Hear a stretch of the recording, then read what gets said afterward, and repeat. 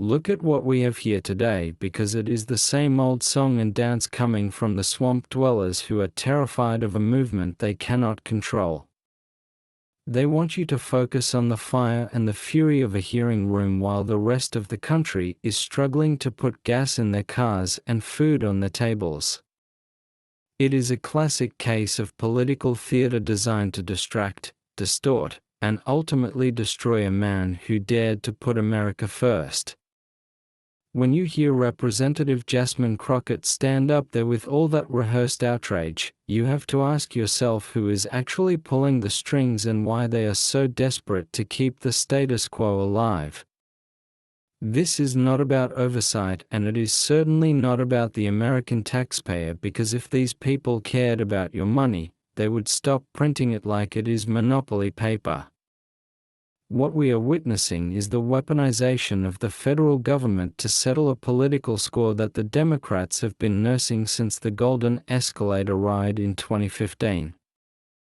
They talk about corruption and they talk about ethics as if they are the moral arbiters of this nation, while ignoring the massive bank accounts of career politicians who have never held a real job in the private sector. They point fingers at hotels and golf courses while ignoring the fact that the Trump family actually built a business empire before ever stepping foot in the White House. It is a level of hypocrisy that would be laughable if it were not so dangerous to the very fabric of our republic. They want to talk about taxpayer funds while they shovel billions into foreign wars and open border policies that are tearing our communities apart from the inside out. Let us get into the meat of these accusations, because when you peel back the layers of rhetoric, you find a very different story than the one being pushed by the mainstream media. They claim there was a misuse of funds, but what they really mean is that they hate the fact that a president remained a successful businessman. They want to punish success, and they want to make it a crime to be wealthy unless you are a donor to their preferred causes. They bring up federal contracts as if the government was not already a bloated machine that has been overpaying for everything since the dawn of time. But suddenly, when it involves the Trump era, they find their fiscal responsibility. It is a joke, and every hardworking American from Pennsylvania to Arizona can see right through the smoke and mirrors they are trying to set up in that committee room. The narrative they are spinning about pardons is perhaps the most egregious part of this entire charade. They want to act like the pardon power is some new invention used to protect friends, but they conveniently forget the history of the Clinton and Obama administrations. They ignore the fact that the president has the constitutional authority to correct the overreaches of a justice system that has become increasingly political and vindictive. When they talk about healthcare fraud or financial crimes, they are cherry-picking cases to create a caricature of a lawless administration. In reality, they are terrified of a leader who uses his power to push back against a bureaucracy that thinks it is more powerful than the people who elected it. They want a puppet in the Oval Office, and they are still reeling from the fact that they did not have one for 4 years. And then there is the claim that the Department of Justice was weakened or that public integrity units were defunded. This is the ultimate deep state projection, because what actually happened was an attempt to bring accountability to a department that had gone rogue.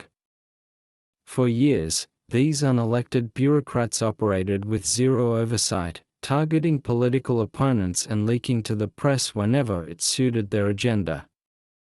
To the swamp, public integrity means protecting their own and making sure the gravy train never stops. When someone comes in and says we are going to stop the waste and we are going to hold the watchers accountable, they scream that the sky is falling. They are not worried about the law, they are worried about their loss of control over the narrative and the levers of power. It is truly something to behold when you watch these career politicians lecture us on the sanctity of the taxpayer dollar while they oversee a federal budget that is leaking money like a sieve into every pet project imaginable. They want to focus on a few hotel stays or the price of a dinner at Mar-a-Lago, but they don't want to talk about the trillions in stimulus that fueled the inflation currently strangling the American middle class. It is a strategic diversion.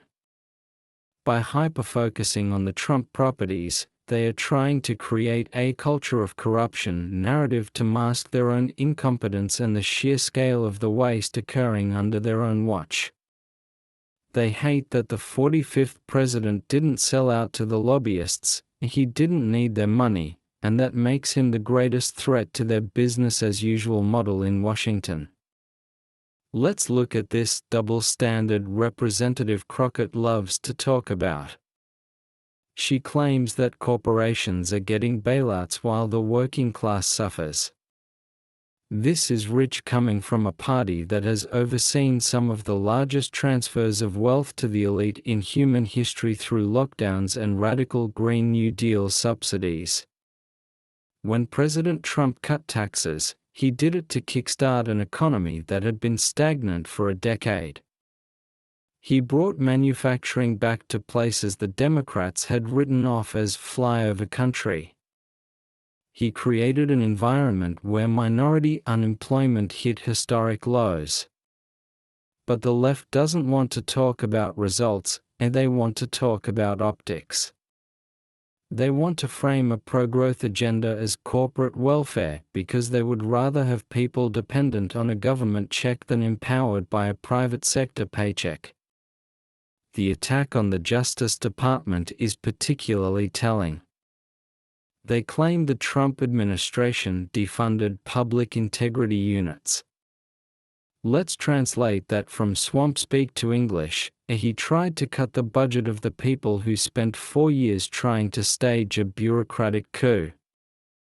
We saw the text messages, we saw the falsified FISA warrants, and we saw the absolute bias that permeated the upper echelons of the FBI and DOJ. If public integrity means using the power of the badge to influence an election, then those units didn't need more funding, they needed a total overhaul. The American people saw the Russia hoax for what it was, and they see this latest hearing as Russia Hoax 2.0. It's the same cast of characters using the same tired script to try and disqualify a candidate they know they can't beat at the ballot box. We also have to address this obsession with presidential pardons. The power to pardon is a vital check on a judicial system that can often become overzealous or politically motivated. When the president looks at a case and sees a sentence that doesn't fit the crime, or a prosecution that was driven by an agenda, he has a duty to act.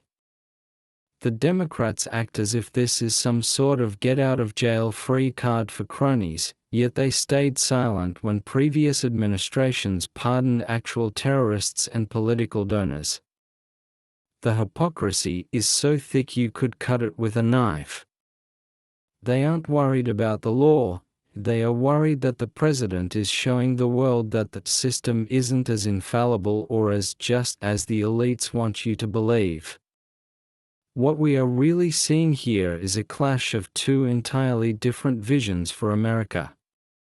On one side, you have the Jasmine Crockett's of the world who believe the government should be the center of the universe, with an endless supply of your money to spend on their social experiments.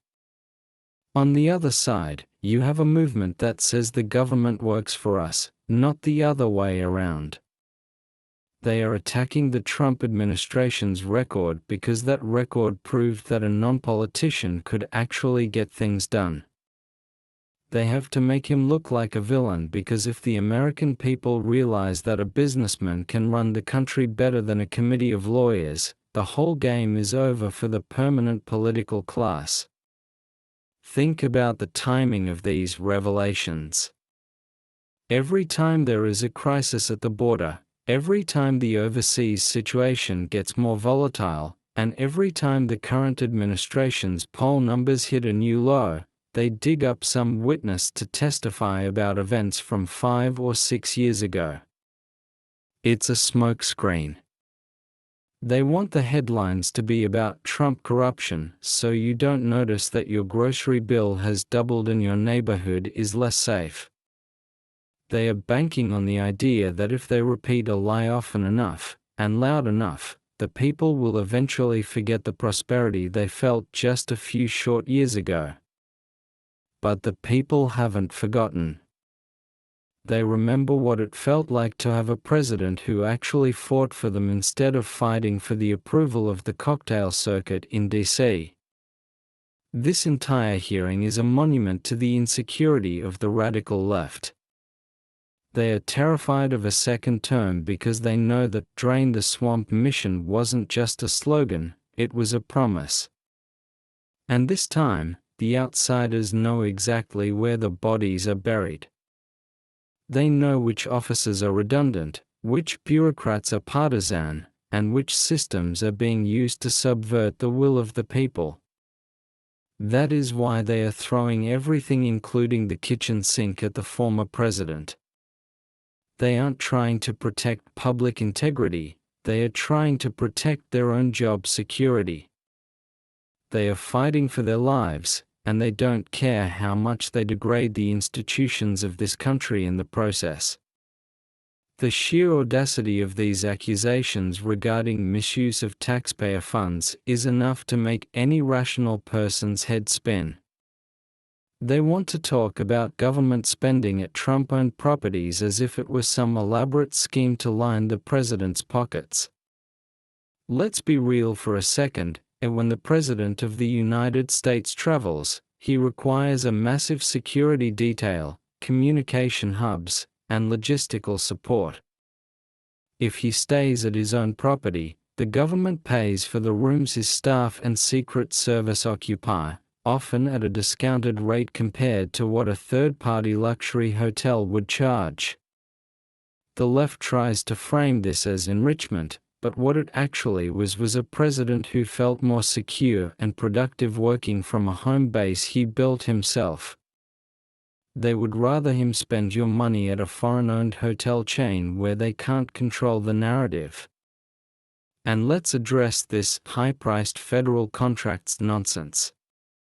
The federal procurement process is one of the most regulated, bureaucratic nightmares on the face of the planet. To suggest that the president was personally handpicking contractors to reward friends is a total fantasy that ignores how the DC machine actually functions. If there were overpayments, that is a symptom of the very swamp that Donald Trump was trying to dismantle.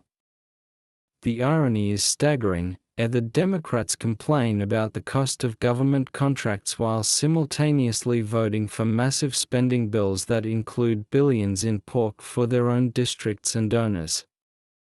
They aren't mad about the spending, they are mad that they didn't get to direct where every single cent went. The testimony from these so-called witnesses about the Department of Justice is perhaps the most transparent part of this whole circus. Who are these people? In many cases, they are the very same resistance members who spent their entire careers in the basement of the J. Edgar Hoover building, plotting ways to undermine a duly elected president. When they say the DOJ was weakened, what they mean is that their unchecked power was finally challenged. They believe they are the fourth branch of government, answerable to no one. When the Trump administration moved to defund certain units or shift priorities, it was a direct hit to the ego of the permanent bureaucracy. They view any reduction in their budget as an attack on democracy because, in their minds, they are the democracy. We also need to look at the rhetoric surrounding these financial crimes and the people the president pardoned. The media loves to use scary-sounding terms to make it seem like the president was releasing dangerous predators back into society. In reality, many of these cases involved individuals who were caught in the crosshairs of a legal system that has become obsessed with gotcha politics and over-sentencing. By exercising his pardon power, the president was acting as a pressure valve, providing relief to those who had been crushed by a system that often prioritizes headlines over actual justice. The left hates this because they want the justice system to be a one-way street used only to punish their political enemies. Let's talk about Representative Crockett's claim that programs for working-class Americans faced significant reductions. This is the same tired talking point we've heard for 40 years. Anytime a Republican tries to slow the growth of a government program, not even cut it, just slow the rate at which it expands, the Democrats scream that they are starving the poor. What they don't tell you is that the best program for the working class is a job. Under the Trump administration, we saw the lowest poverty rates in generations because the focus was on empowerment, not dependency. They want you on a government leash, and we want you on a career path. That is the fundamental divide that this hearing is trying to paper over with its manufactured outrage. The narrative of systemic political corruption is the ultimate projection. Look at the families of the people sitting on that committee. Look at their board seats, their consulting fees, and their book deals. If we want to talk about following the money, let's start with the career politicians who enter Congress with a modest net worth and leave as multimillionaires. President Trump actually lost a significant portion of his net worth while serving the country. He gave up his salary. He took the hits from the media every single day. Does that sound like a man who was in it for the money? Or does it sound like a man who was willing to sacrifice his private comfort to fix a broken system? The answer is obvious to anyone who isn't blinded by partisan hatred. This hearing isn't an investigation, it's an audition for the 2024 campaign trail. They are trying to build a file of soundbites that they can play on repeat to scare suburban voters. They want to paint a picture of chaos and lawlessness to distract from the very real chaos at our southern border and the lawlessness on the streets of our major cities. They want you to worry about a public integrity unit in DC while your local businesses are being looted and your schools are being turned into indoctrination centers. It is a cynical, calculated attempt to manipulate the American public, and it treats the voters like they are too stupid to see the truth. But the American people are smarter than the elites give them credit for. They know that when the establishment is this angry, it's because someone is finally standing up for the forgotten man and woman. They know that the more the media screams corruption, the closer the president is getting to the truth about how Washington really works.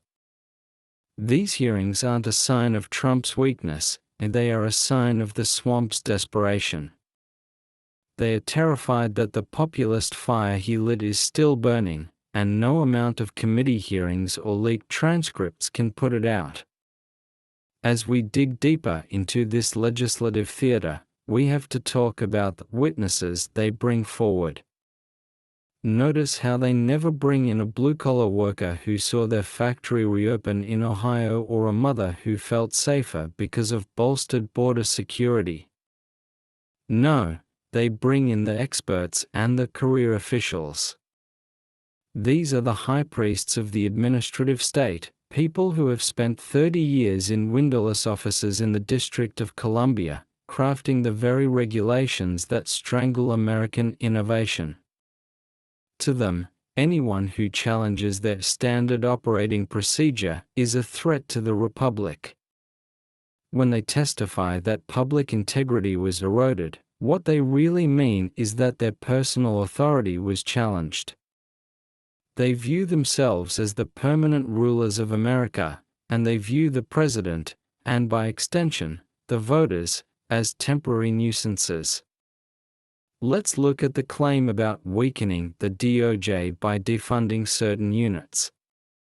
For decades, The Department of Justice has grown into a sprawling leviathan with very little accountability to the taxpayers. When the Trump administration suggested that maybe, just maybe, we shouldn't be spending millions of dollars on specialized units that seem to spend more time investigating political rivals than actual criminals, the establishment lost its mind. This wasn't about weakening justice, it was about refocusing it. It was about telling the DOJ that their job is to protect the American people from violent crime, human trafficking, and drug cartels, not to act as a private investigative arm for the Democrat National Committee. The public integrity they claim to protect is nothing more than a shield for the deep state to operate without interference. And what about this obsession with transparency? Representative Crockett and her colleagues scream about transparency while they hold closed-door depositions and selectively leak snippets of transcripts to their friends in the press. If they truly cared about the truth, they would release everything, every email, every text, every memo. But they won't, because the full context would show a very different story. It would show an administration fighting an uphill battle against a bureaucracy that was actively trying to sabotage the president's agenda from day one. They want a one-sided conversation where they control the mic and the camera, because they know that in a fair fight, their narrative falls apart under the weight of the facts. The talk about healthcare fraud and financial crimes is another classic diversion tactic. They want to paint a picture of a lawless era, but they ignore the massive strides made in deregulation that actually saved the taxpayers billions. They ignore the fact that by cutting the red tape, the Trump administration allowed small businesses to thrive and hospitals to operate more efficiently. They pick out a handful of pardon cases to create a scandal, while ignoring the thousands of lives that were improved by a booming economy. It's a desperate attempt to find a smoking gun where there is only the smoke of their own manufactured outrage. Furthermore, we must address the sovereignty aspect of this struggle. The globalist elite, represented by many on that committee, despise the America First doctrine because it threatens their international agreements and their one-world vision. They view the president's use of properties and his direct style of diplomacy as corrupt because it doesn't follow the polite, weak-kneed protocols they spent decades building. They want a president who will go to Davos and apologize for America's success. When they couldn't get that, they turned to the only tool they had left, the power of the subpoena and the smear campaign. This is not just an attack on one man, it is an attack on a movement that says the people of Middle America matter more than the bureaucrats of Brussels or DC. They are trying to set a precedent that says if you come to Washington and actually try to change things, they will spend the rest of your life trying to put you in a courtroom. It is a warning to any future outsider, don't even try it. They want to make the price of public service so high that only the approved candidates, the ones who can be bought and sold, will ever dare to run for office. This hearing is the gatekeeper's way of trying to lock the door behind them. But here is what the Jasmine Crockett's of the world don't understand. The more they lean into these hyper-partisan investigations, the more they alienate the average American. People are tired of the constant gotcha games. They are tired of seeing their tax dollars spent on endless committees that produce nothing but 1,000-page reports that no one reads. They want leaders who are going to solve the border crisis, fix the energy grid, and bring down the cost of living. Every minute spent talking about a hotel stay from 2018 is a minute not spent fixing the problems of 2024.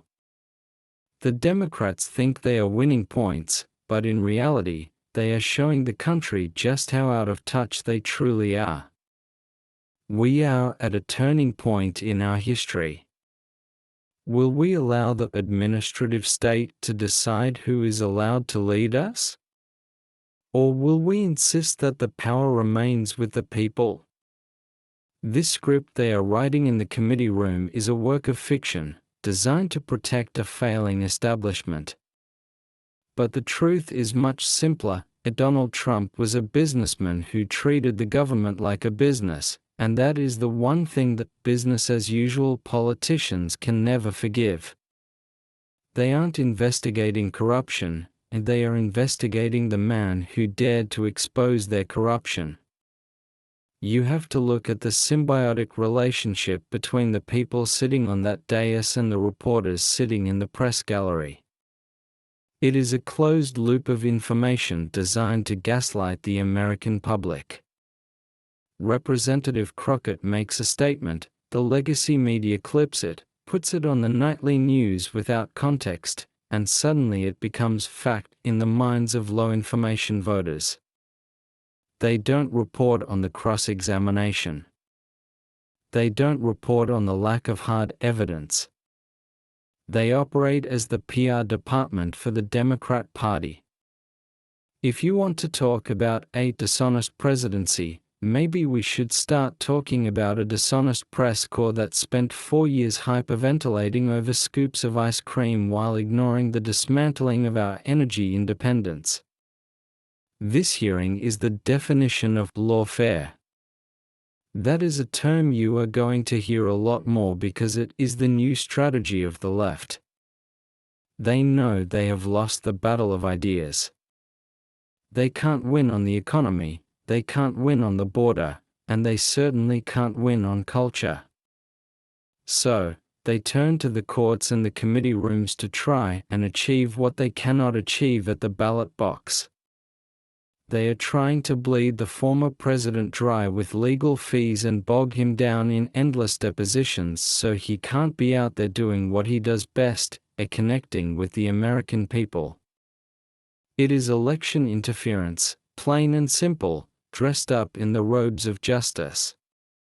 And let's be honest about the integrity they claim to be defending. Representative Crockett throws around words like ethics and oversight with a straight face, yet her party has circled the wagons around the current administration despite mounting evidence of influence peddling that would make a third-world dictator blush. We are seeing bank records, shell companies, and whistleblowers coming forward about the big guy and his family business, and what do we get from Congress? Crickets. Or worse, we get hearings like this one, designed specifically to distract you from the real corruption rotting out the core of our executive branch. It is the classic magician's trick, watch this hand over here, the one waving the subpoena at Trump, so you don't notice the other hand selling out American interests to foreign adversaries. The double standard is what drives people crazy. If a Republican had done 1/10 of what the current administration is accused of, the media would be camping out on their front lawn 24/7. But because it is their guy, they look the other way. They want to lecture us about Trump's hotels? Give me a break. At least Trump's hotels are actual businesses providing actual services. What product was the Biden family selling to receive millions from overseas? That is the question they refuse to ask, and that is why these hearings are nothing more than a cover-up operation. They are trying to equate Trump's legitimate business dealings with the shadowy influence peddling of the current regime to muddy the waters. They also underestimate the resolve of the American patriot. They think that by dragging the president's name through the mud, they will dispirit his supporters. They think we will watch these hearings and say, oh well, I guess the TV lady is right, he is a bad man. They are dead wrong. Every time they attack him, they just prove his point. They prove that the system is rigged. They prove that there are two sets of rules, one for the elites who go to the right cocktail parties, and one for the disruptors who dare to challenge the status quo. The more they scream, the more the average American realizes that Trump is the only thing standing between them and a total takeover by the radical left. Let's circle back to this idea of weakening the DOJ. The Democrats view the Department of Justice as a weapon to be wielded against their enemies. When Trump tried to restore it to a neutral arbiter of the law, they called it obstruction.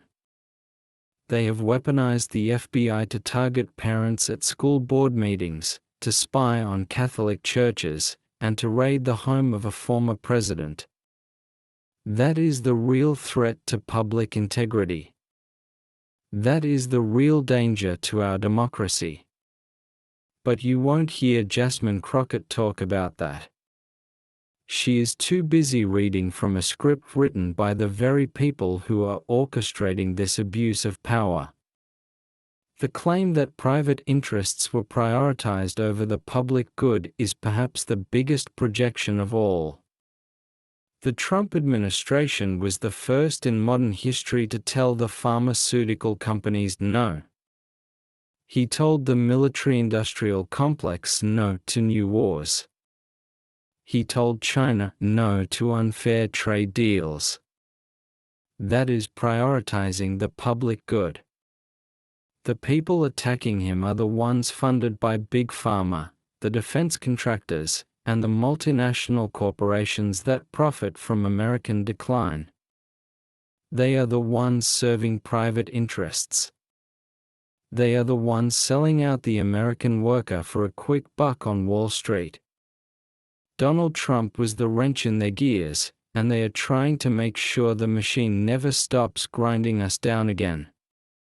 This entire spectacle is designed to pave the way for a permanent ruling class. They want to create a world where the only people who can run for office are those who have been vetted and approved by the establishment. They want to criminalize dissent. If you question the narrative, you are a conspiracy theorist. If you question the election, you are an insurrectionist. If you question the spending, you are heartless. And if you support Donald Trump, you are a cult member. It is a psychological operation designed to make you feel isolated and crazy. But you aren't crazy. You are just awake. And that is what scares them the most. You have to wonder, where does this end? If they can do this to a billionaire former president, what can they do to you? If they can twist the law to target the most powerful man in the opposition party, what chance does the average citizen have against the full weight of the federal government? This fight isn't just about Donald Trump.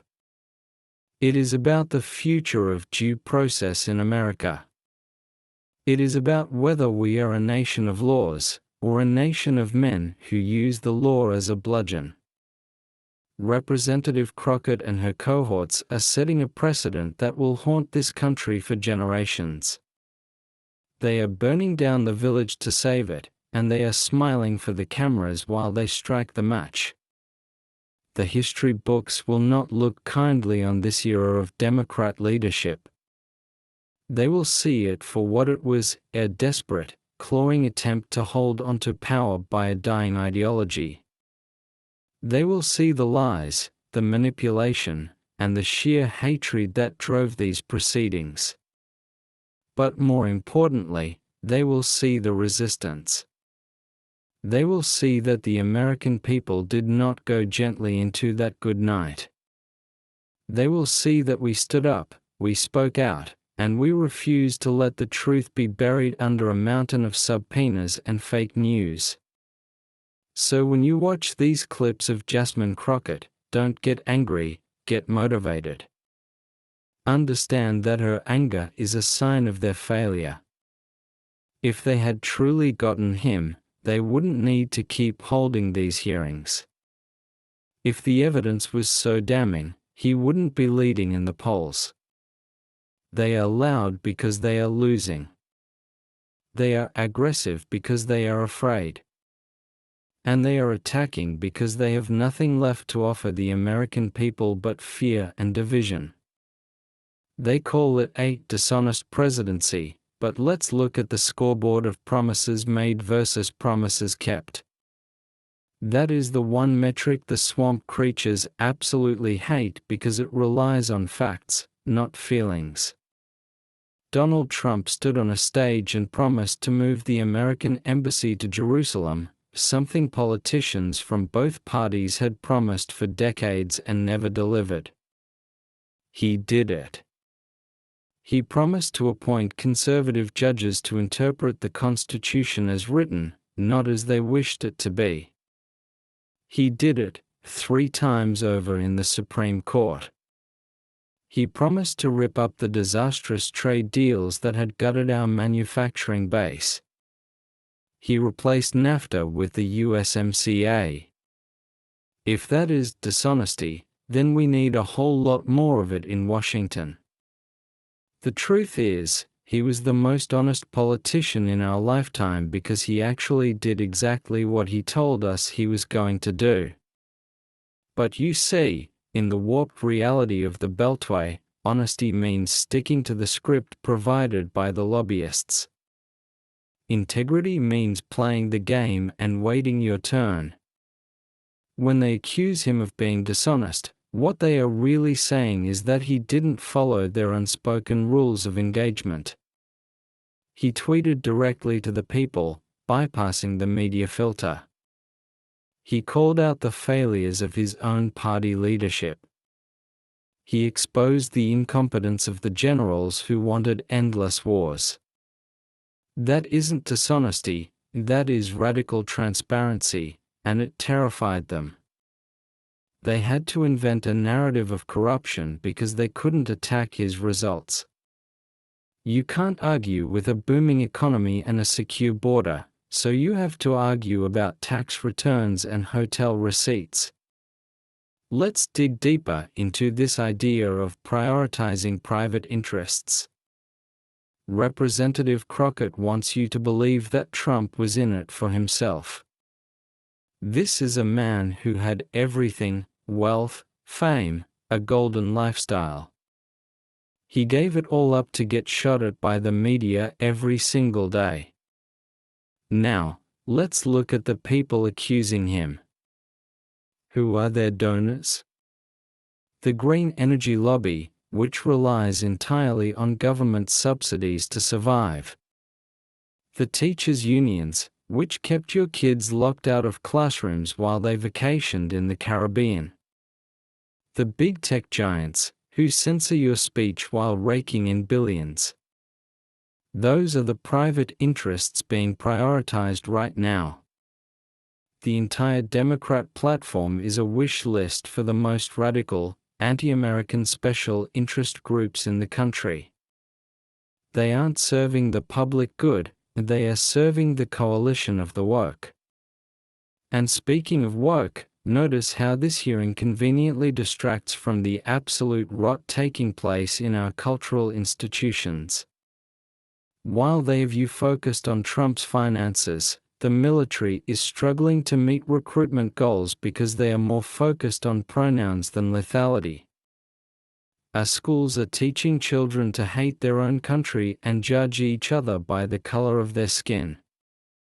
This is the real corruption, the corruption of our values, our history, and our future.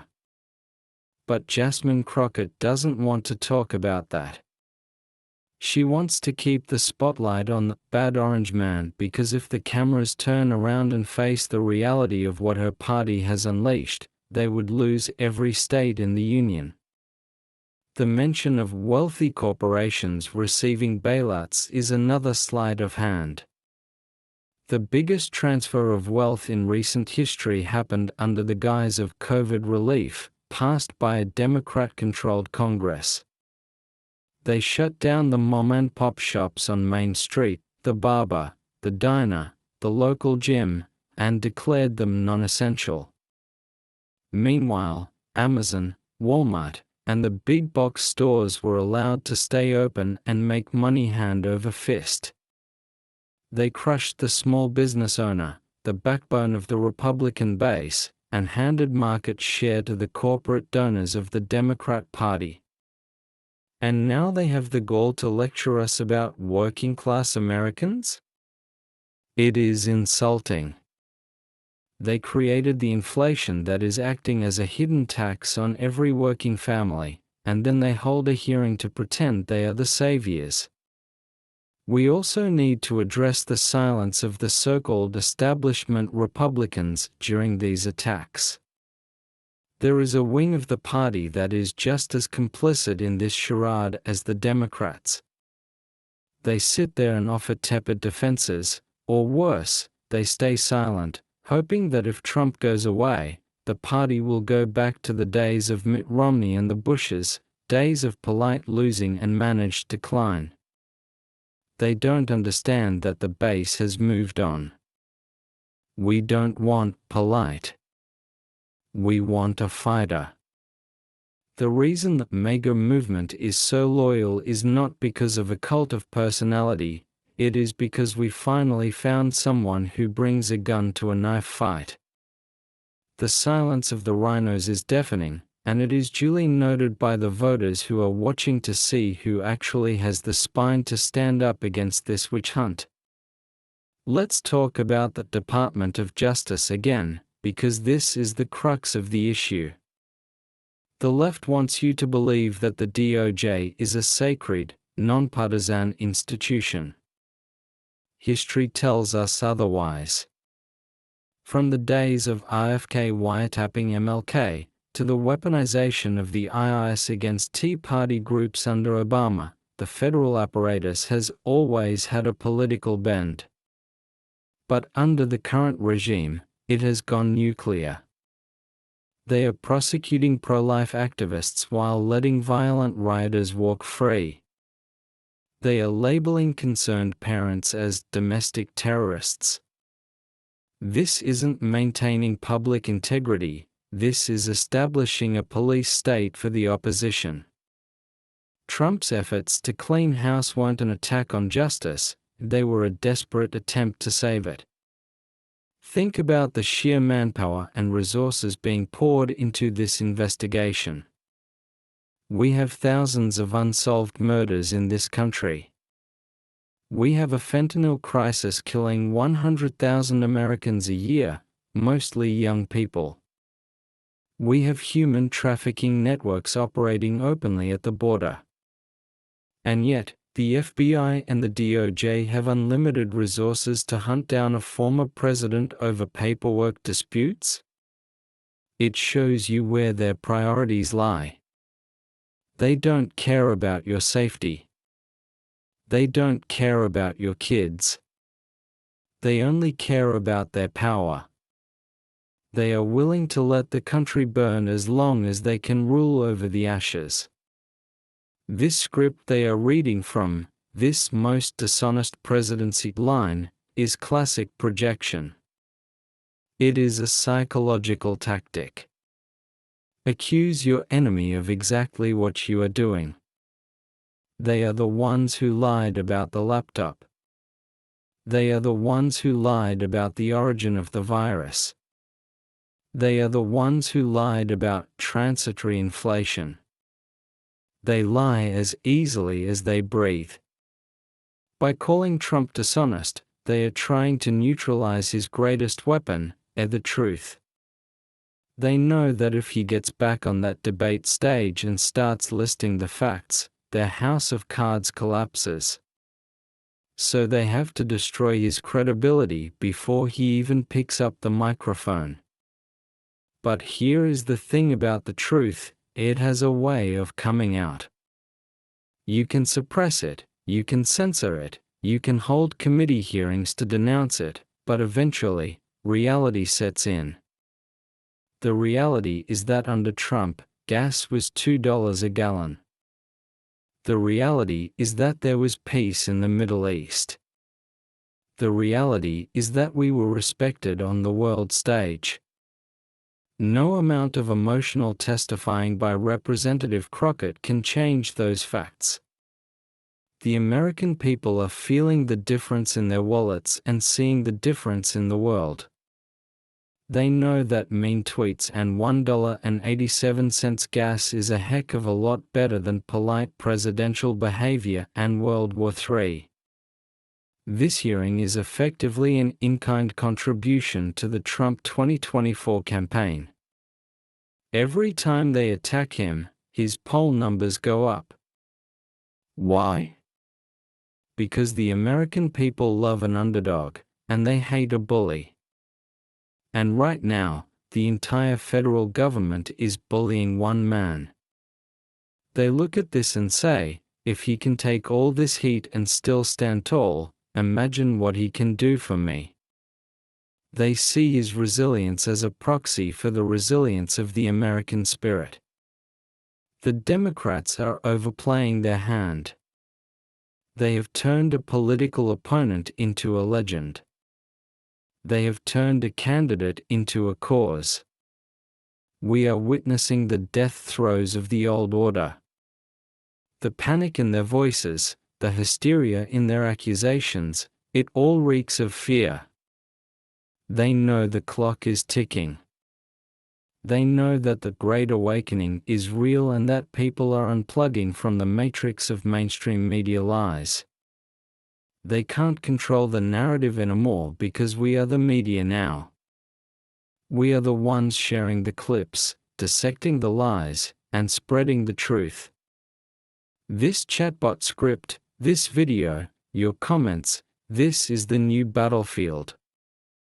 And on this battlefield, we have the advantage because we have the truth on our side.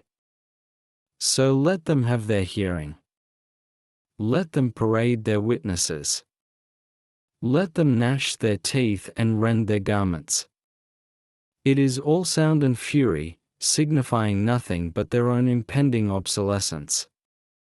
The train has left the station, and there is no stopping it.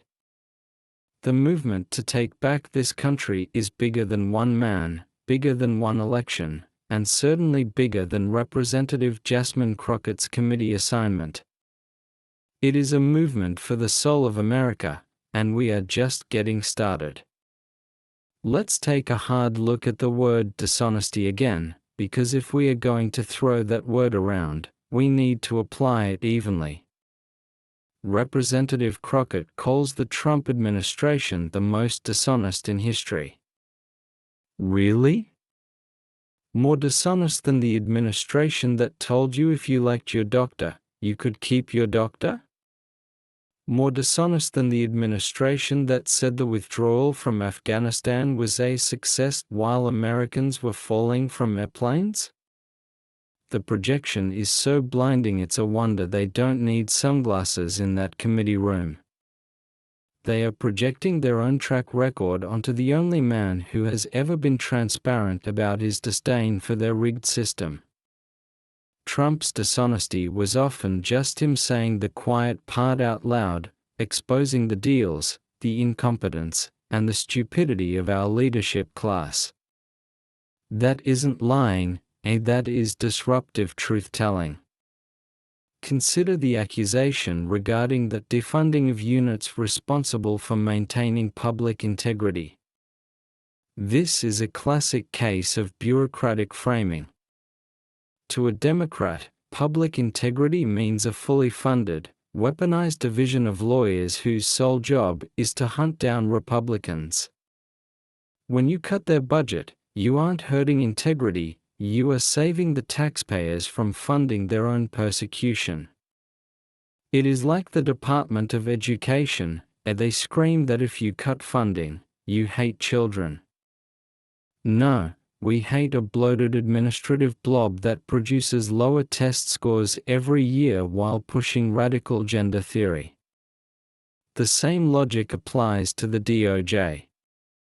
We don't hate justice, and we hate the politicized enforcement of it. We want a Justice Department that chases terrorists and child predators, not one that chases grandmothers for parading in the Capitol. And let's not gloss over the comment about wealthy corporations receiving bailouts.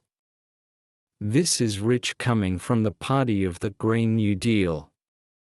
Who do you think benefits from those trillions of dollars in green subsidies? It isn't the guy working on an oil rig in Texas or the coal miner in West Virginia.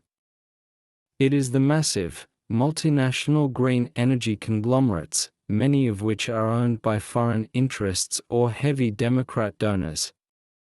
They are transferring wealth from the working class, via higher energy prices and taxes, to the corporate elite who are building wind farms that don't work and electric cars that nobody wants to buy. That is the real corporate welfare. Trump's tax cuts went to businesses that actually employ people in this country, allowing them to expand, buy new equipment, and raise wages.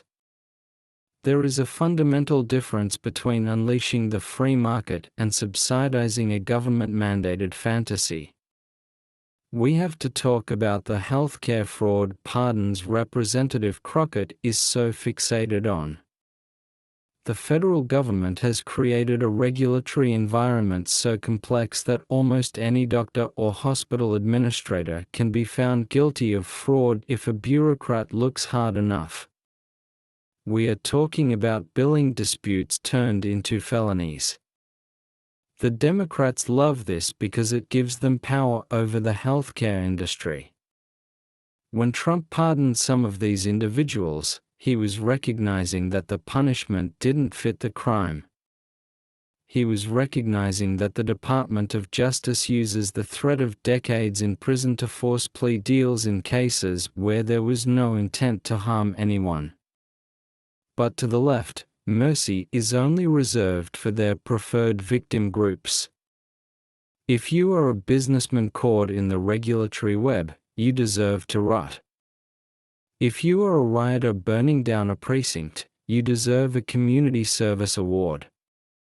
The deeper issue here is the concept of the unitary executive. The Constitution gives the president the power to run the executive branch. Period. The DOJ is not an independent fourth branch of government, it falls under the president. When Trump tried to direct the DOJ to investigate credible allegations of voter fraud or foreign influence peddling, the bureaucracy revolted. They leaked to the press, they dragged their feet, and they outright refused orders. Now they call that maintaining public integrity. In any other business, if an employee refused the CEO's order, they would be fired for insubordination. In Washington, they are hailed as heroes and given a book deal. This hearing is an attempt to codify that insubordination into law, to say that the bureaucracy is supreme and the elected president is merely a figurehead. Look at the misuse of taxpayer funds allegation through the lens of the current global situation.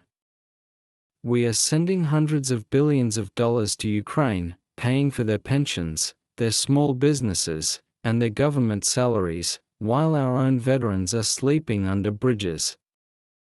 We are spending billions housing illegal immigrants in luxury hotels in New York and Chicago, giving them free food, free phones, and free legal aid. And Representative Crockett has the nerve to talk about the cost of a Secret Service stay at a Trump hotel? The lack of self-awareness is staggering. They are pillaging the American Treasury to fund a foreign invasion of our own country and a proxy war abroad, yet they want to nickel and dime the one president who tried to stop the bleeding. This narrative of political corruption is also a strategic shield for the Biden crime family. It is the oldest trick in the book: accuse your opponent of what you are guilty of. By constantly screaming Trump is corrupt, they hope to neutralize the devastating evidence coming out about shell companies, diamond gifts, and coercive phone calls involving the current president. They know that if the American people actually looked at the bank records of the Biden family side by side with the Trump family, the game would be over. Trump made his money building skylines. The Bidens made their money selling access to the big guy. One is capitalism, and the other is corruption. The media refuses to make that distinction, so we have to do it for them. Let's also address the emotional manipulation in Crockett's delivery. She speaks with this intense, righteous indignation, designed to make you feel like something terrible has happened. It is performance art. It is designed for TikTok and Instagram Reels. They know that most young voters aren't going to read the transcript or look at the evidence. They are just going to see a passionate clip and assume she is telling the truth. We are fighting a war of aesthetics as much as a war of facts. The Republicans need to stop bringing calculators to a knife fight. We need to match their passion. We need to show the same level of outrage for what they are doing to this country. Where is the indignation for the Laken Rileys of the world? Where is the outrage for the fentanyl victims? We need to channel that anger, not suppress it.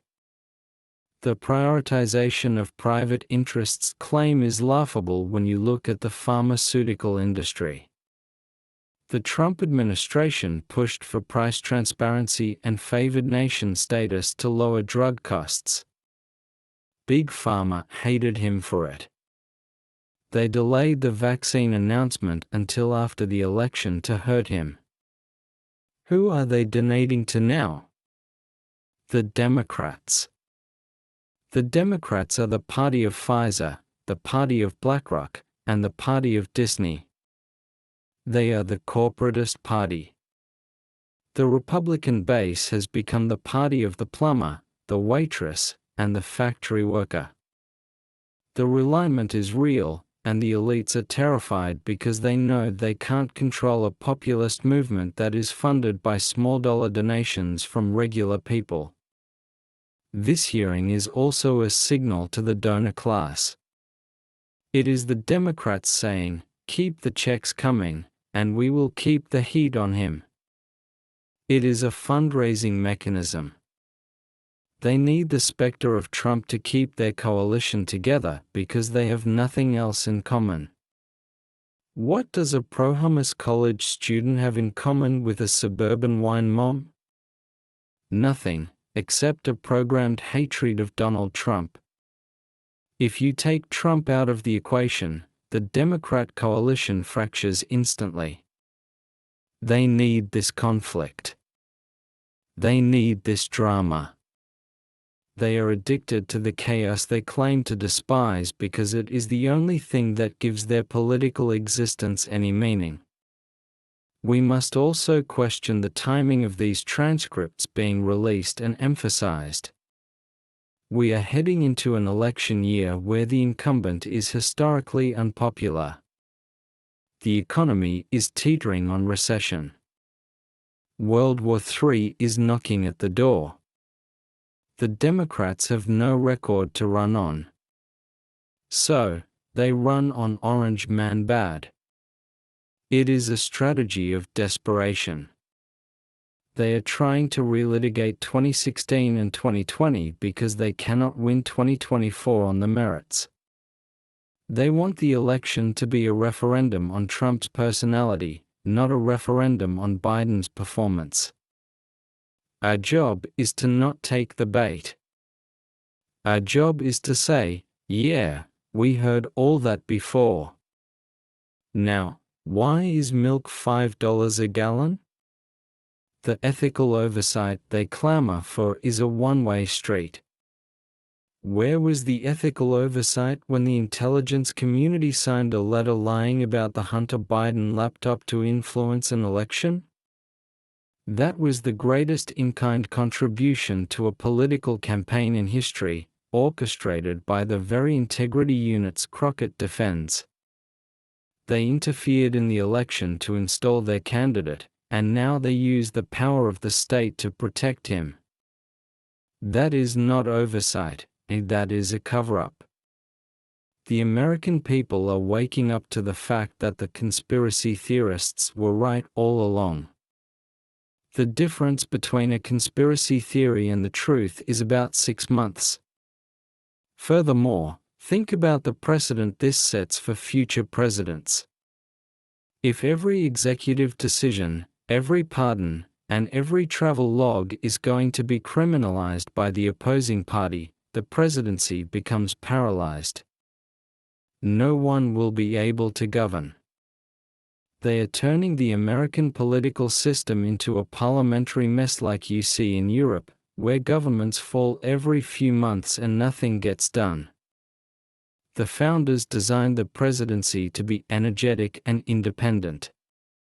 The Democrats want to neuter it because they believe power should reside in the faceless, unelected committee rooms of the Capitol and the agencies.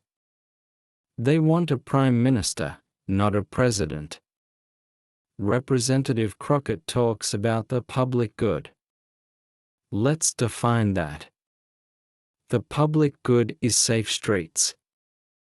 The public good is a secure border.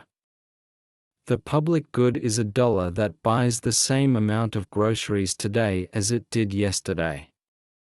The public good is schools that teach reading and math, not social engineering. The Trump administration delivered on those metrics. The Biden administration has failed on every single one. No amount of grandstanding about ethics can change the reality that life was better for the average American 4 years ago. That is the ultimate litmus test. Are you better off now than you were then? The answer is a resounding no, and that is why they are panicking. This script is also an attempt to rewrite history. They want to cement a narrative in the history books that the Trump era was an aberration, a dark time of corruption. We cannot let them write the history. We have to keep the receipts. We have to remind people of the peace deals, the energy independence, and the judicial appointments.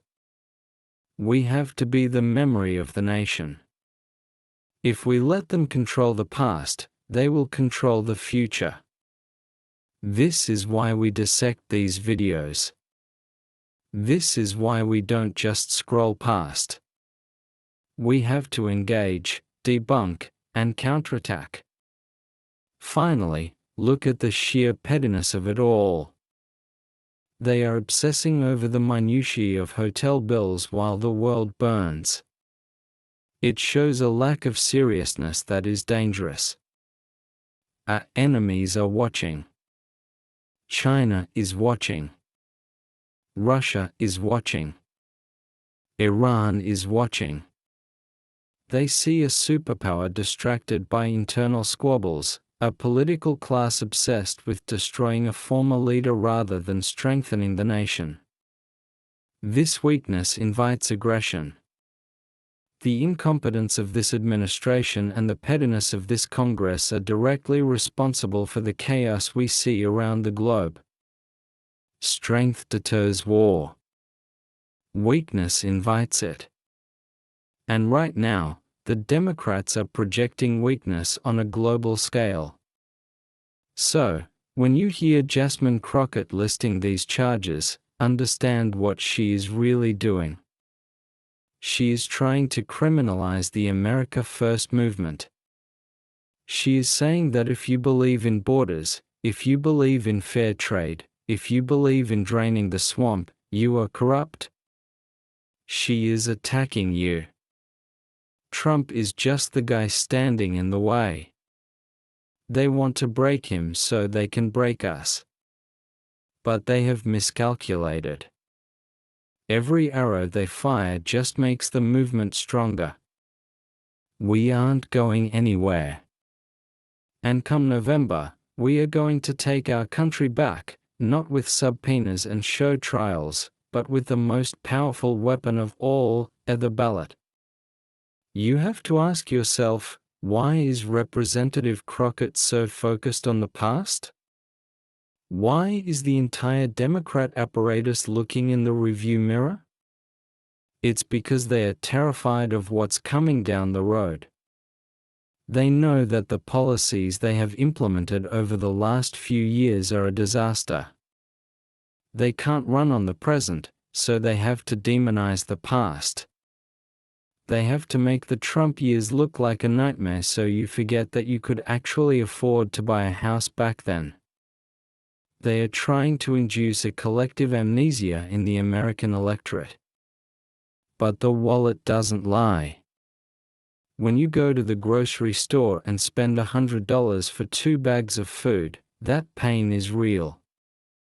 No amount of committee hearings about ethics can erase that reality. Let's really drill down into this defunding accusation. Crockett claims Trump weakened the DOJ by defunding public integrity units. This is the same logic they use when they say we are defunding education by not giving the teachers' unions a blank check. It is a dishonest framing. Trump wasn't trying to destroy the DOJ, he was trying to streamline it. He was trying to get them to focus on real crimes. You know, like the drug cartels that are poisoning our streets, or the human traffickers moving children across our borders. But the DOJ didn't want to do that. They wanted to chase ghosts in Russia. They wanted to set perjury traps for General Flynn. They wanted to play spy games. And when Trump tried to stop them, they cried corruption. It wasn't corruption, it was management. And it's exactly what any competent CEO would have done with a non-performing department. And what about the witnesses that come before these committees? Have you noticed a pattern? They are almost always career bureaucrats, people with titles and credentials from the Ivy League, who speak in that condescending Washington dialect. They act like they are the guardians of the temple, and Trump was the barbarian at the gate. They are insulted that someone from Queens, a builder, a man of the people, dared to tell them what to do. Their testimony isn't about facts, it's about feelings. They felt pressured. They felt undermined. Well, welcome to the real world. In the real world, if you don't do your job, your boss pressures you. But in the swamp, you get to go to Congress and complain that the president was mean to you. It is pathetic, and it shows just how soft and entitled our ruling class has become. Let's talk about the healthcare fraud pardons again. This is a very specific attack designed to make suburban women clutch their pearls. Oh no, he let fraudsters loose. But let's look at the details. Many of these cases involve complex billing regulations that change every year. You have doctors who saved thousands of lives being destroyed because they filed the wrong paperwork. Trump looked at these cases and saw injustice. He saw the heavy hand of the state crushing American citizens. The Democrats want a system where the government is always right and the citizen is always wrong. Trump flipped that script. He used his power to say, the government is not infallible. That is a dangerous idea to the statists. They need you to believe that the government is God. Trump reminded us that the government is just a bunch of people, and often, very flawed people. Representative Crockett mentions ethical oversight. This is the biggest joke of all. Where is the ethical oversight on the stock trading of members of Congress? We have politicians who go into confidential briefings about a pandemic or a war, and then immediately call their brokers. They are beating the market by margins that would make Warren Buffett jealous.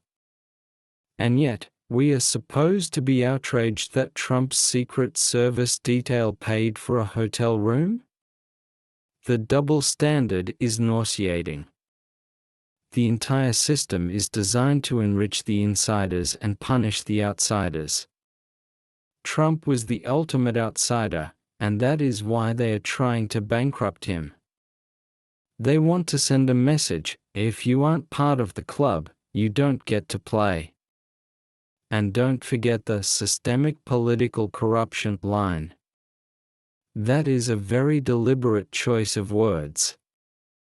They are trying to paint the entire Trump movement as a criminal enterprise. This is the setup for something much darker. If they can convince the public that MAGA is inherently corrupt, then they can justify using the FBI to investigate you.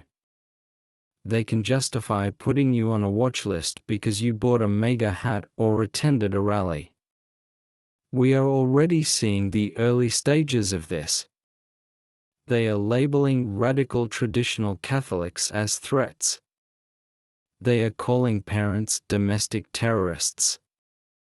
The attacks on Trump are just the tip of the spear. The shaft of the spear is aimed right at the heart of conservative America. They accuse Trump of prioritizing private interests, but look at who runs the Biden administration. It is a revolving door of BlackRock executives, big tech lobbyists, and defense industry consultants. They write the regulations that crush their small competitors. They funnel billions into green projects that line the pockets of their donors. It is a looting of the American treasury on a scale never seen before. But because they wrap it in the language of climate change and equity, the media claps like trained seals. Trump's corruption was staying at his own hotel. Biden's corruption is selling out our energy independence to our enemies. Which one hurts you more? Which one makes your life harder? The answer is obvious. We need to talk about the double standard regarding the working class. Crockett says working class programs faced reductions. Let's be clear, the Democrats define working class programs as welfare.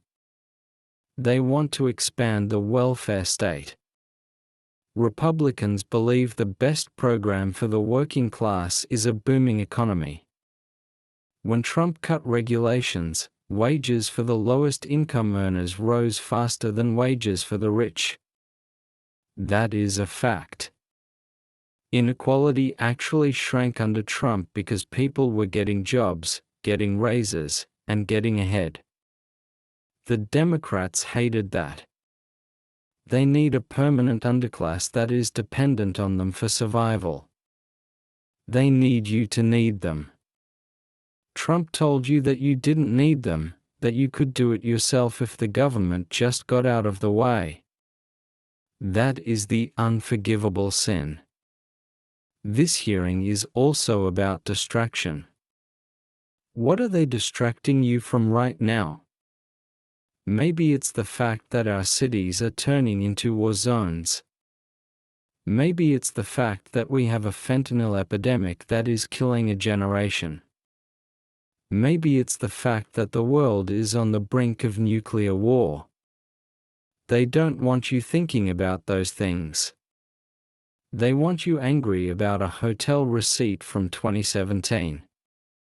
It is the bread and circuses strategy of a dying empire. Keep the people entertained with political drama so they don't notice the barbarians at the gates.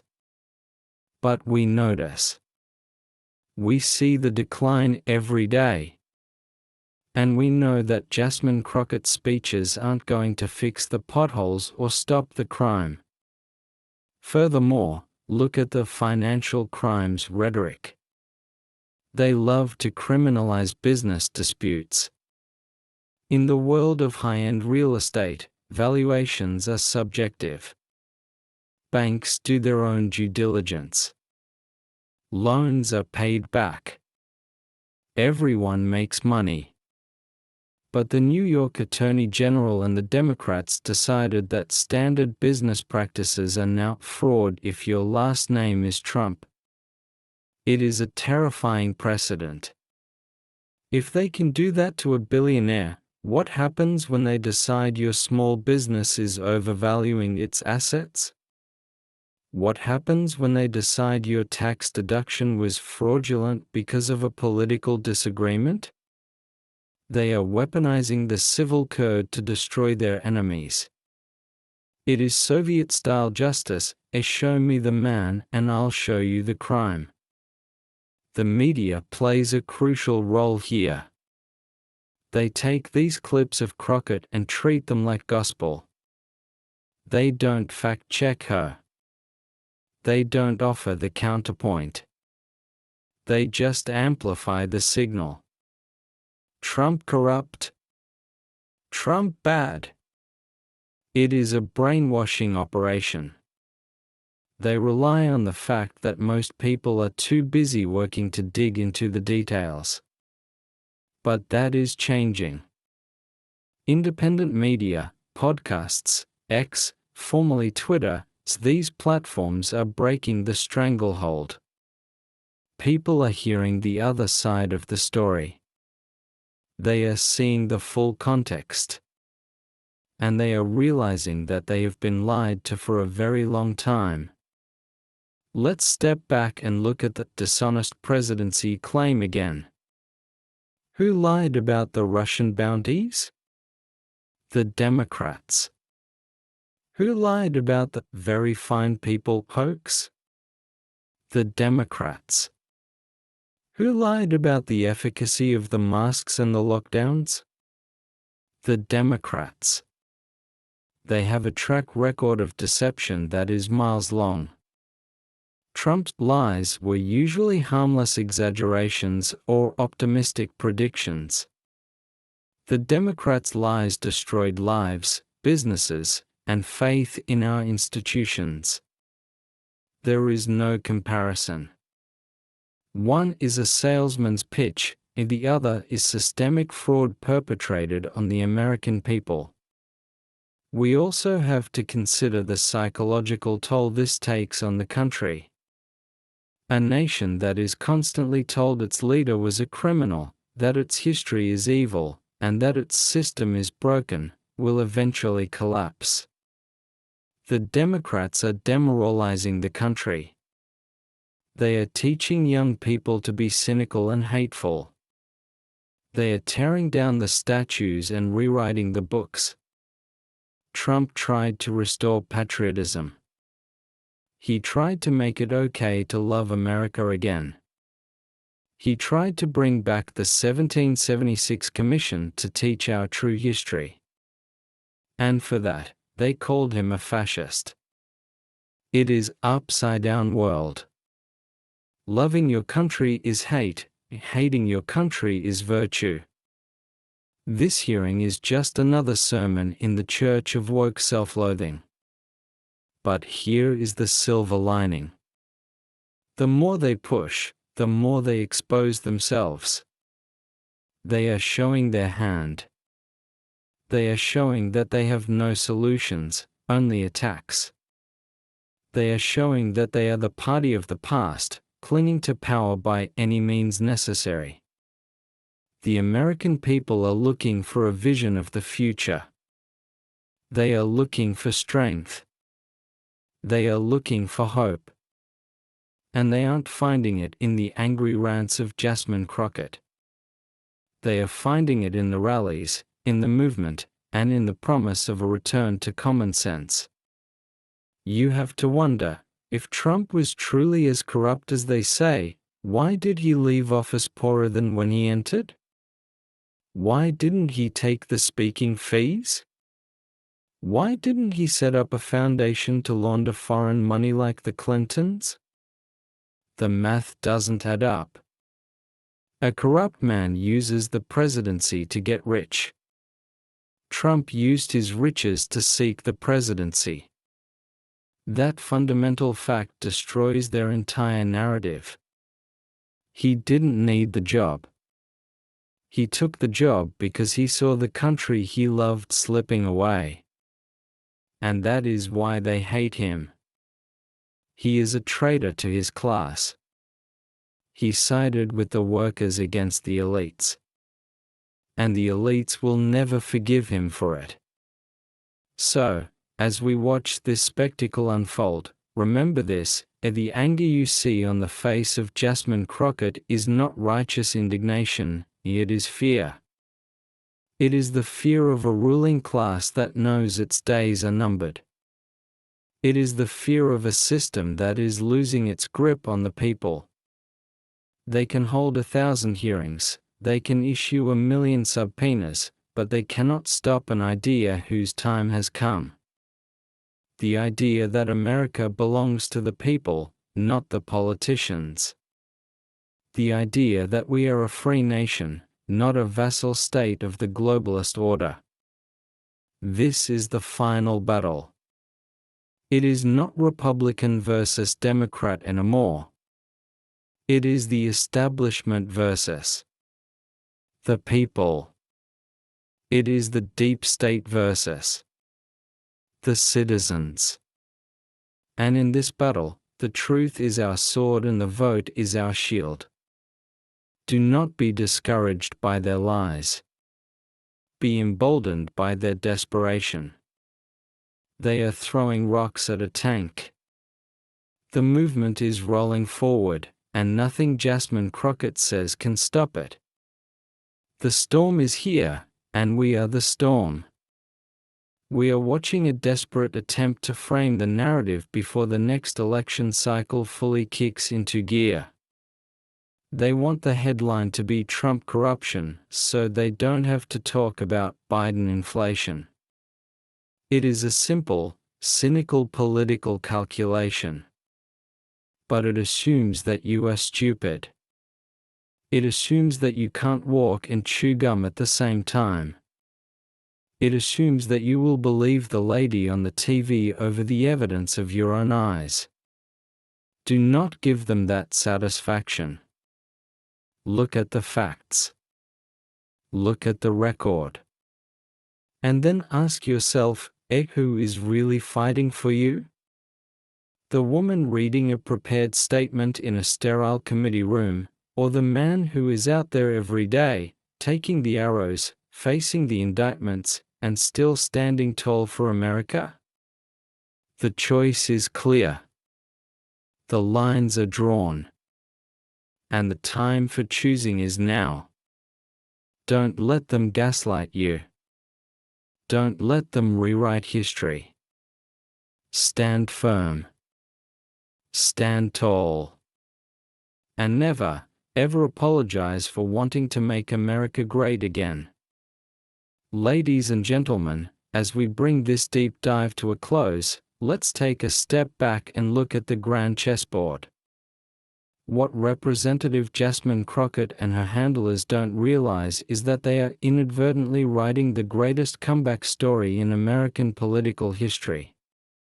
Every time they convene one of these sham hearings, every time they trot out a new witness with her axe to grind, and every time they try to gaslight the American public into believing that the man who gave up a billionaire's life to serve his country is a crook, they are only cementing his legend. They are creating a martyr for the cause of the common man. They think they are destroying him with a death by 1,000 cuts, but in reality, they are forging him into steel. The American people love a fighter, and they are watching a man stand alone in the arena against the entire weight of a corrupt empire, refusing to bend, refusing to break, and refusing to apologize. This hearing is the ultimate proof that the Uni-Party is real.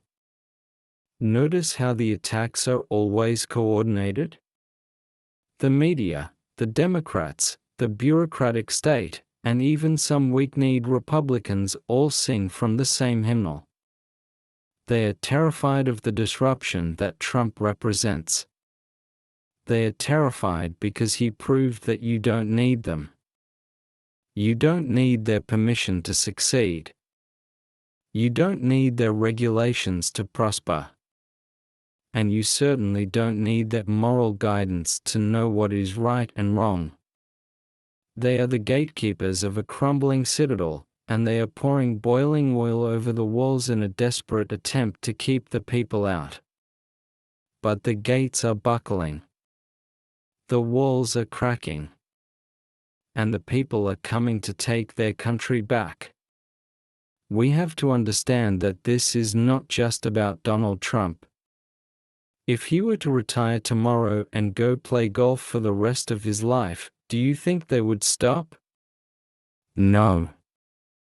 They would move on to the next person who dared to challenge their authority. They would come for DeSantis, they would come for Vivek, they would come for anyone who threatens the status quo. Trump is just the current target because he is the most effective. He is the icebreaker ship clearing the path through the frozen wasteland of DC corruption. He takes the hits so that the movement can survive. That is why we owe him our support. Not because he is perfect, but because he is the only one standing between us and a total totalitarian takeover by the radical left. Think about the legacy of this dishonest presidency claim. Years from now, when the dust settles and the history books are written by honest historians, not the activists currently in charge of academia, they will look back at this era and ask, who were the real villains? Was it the man who tried to secure the border, or the people who left it wide open to cartels? Was it the man who brought peace to the Middle East, or the people who funded both sides of a war? Was it the man who wanted voter ID, or the people who wanted to harvest ballots? The verdict of history will not be kind to Jasmine Crockett or the Democrat Party. They will be remembered as the people who tried to burn down the Republic to save their own power. This hearing is a Hail Mary pass from a losing team.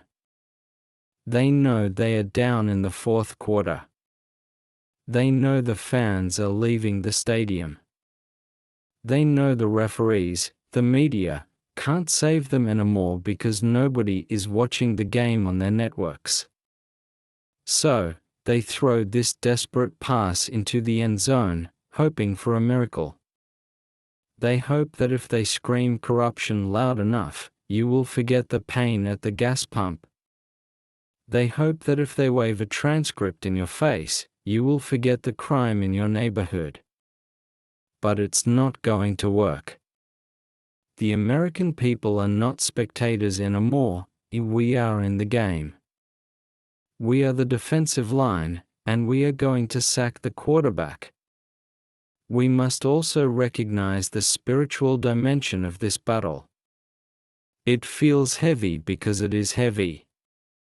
We are fighting for the soul of Western civilization.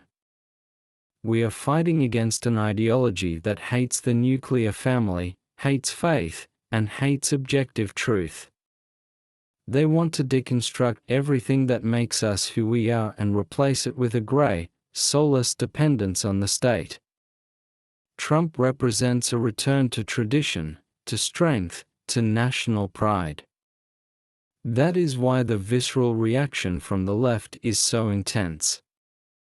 It's not just political disagreement, it is a clash of worldviews. They are fighting for a globalist utopia that doesn't exist, and we are fighting for the reality of a sovereign nation under God. So, what do we do now? We don't despair. We don't turn off the TV in disgust and give up. That is exactly what they want. They want you demoralized. They want you to think the system is so rigged that your vote doesn't count. Do not give them that victory. Instead, we double down. We share the truth. We talk to our neighbors. We get involved in our local school boards and precinct committees. We become the public integrity units that the government refuses to be. We shine the light on their lies. We fact-check their narratives. We become the joyful warriors of the America First movement. Look at the contrast. On one side, you have the anger, the bitterness, and the scowling faces of the committee members, reading legalistic attacks from a teleprompter. On the other side, you have the rallies, tens of thousands of people, smiling, waving flags, listening to music, united by a love for their country. Which side looks like the future? Which side has the energy? The left is the party of death and decline. The MAGA movement is the party of life and renewal. They have the institutions, but we have the people. And in a republic, the people are the ultimate power. The accusations of misuse of funds and financial crimes are the last refuge of scoundrels. They are the weapons of small minds who cannot comprehend big ideas. While Trump was thinking about how to colonize Mars and bring manufacturing back from China, they were thinking about how to audit his room service bill. It is a difference in scale. Eagles don't catch flies, and lions don't lose sleep over the opinions of sheep. Let them have their committee hearings. Let them have their subpoenas. We have a country to save. As we move forward into the most critical election of our lifetimes, keep this hearing in your mind. Not as a source of anger, but as a reminder of what we are up against. This is what they do. This is who they are. They will lie, they will cheat, and they will steal to keep their grip on power. But now we know their playbook. We have seen their cards. And we are calling their bluff. They thought this hearing would be the nail in the coffin for Donald Trump. Instead, it was the fuel for his rocket ship. They forgot the most fundamental rule of American politics: you can't censor the truth forever. The truth is like a lion, you don't have to defend it. Let it loose, and it will defend itself. The truth is that the Trump administration was a golden era of prosperity and security, interrupted by a bioweapon and a stolen election. The truth is that the current administration is a disaster of epic proportions. And the truth is that the American people are ready for a comeback. So, Representative Crockett, thank you. Thank you for showing us exactly who you are.